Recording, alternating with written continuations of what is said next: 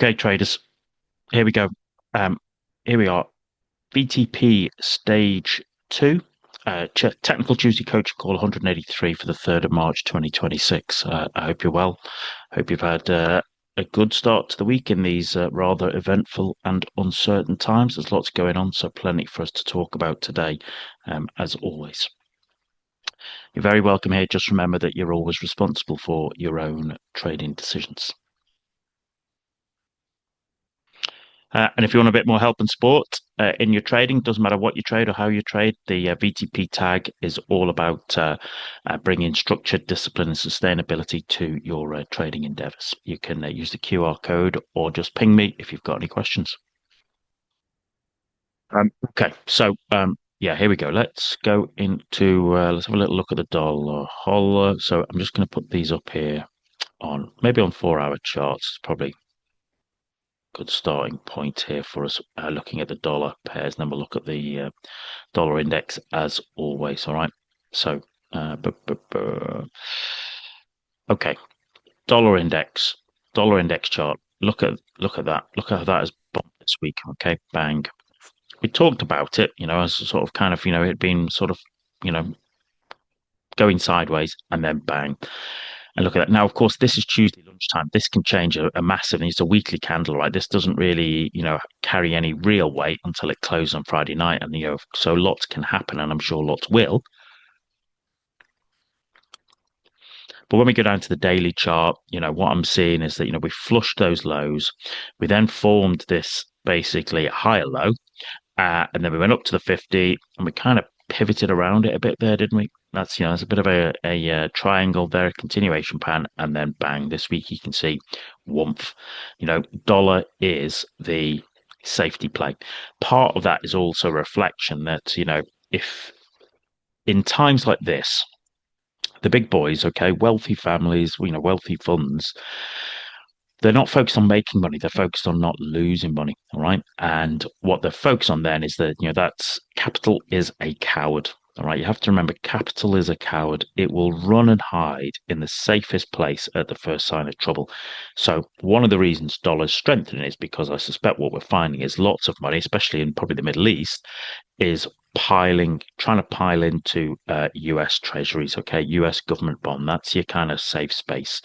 And of course, if you want to buy US treasuries, well, you need to pay in dollars, which means you need dollars, which means there's demand for dollars, which means bang, dollars absolutely hammering its way up against everybody. That's what we're seeing there. So if we go down to let's go down to 4 hour chart. Yeah, we can see, I was talking about it last night on the dollar edge session. If we look at last week, last week's dollar chart, was tough, right? It was a tough act. All right. It was literally just winding its way up, wasn't it? Coiling up, all right, coiling up before boom. We've flown higher, and now if we look at it, it's just it is just that is it's defying gravity, and I'm always interested to see how far away it is pulled away from the 20 period moving average already. Whenever it does that, okay, there's kind of a learning point. When price starts to go parabolic, I always say, don't chase it. If you're in it, tighten up your stops and ride it all you can. If you're on the sidelines, stay on the sidelines. Don't try and chase it, okay, because it rarely ends well. Because invariably, if you try and chase it, what happens is you normally the one who buys the absolute top tick before it double tops and rolls over.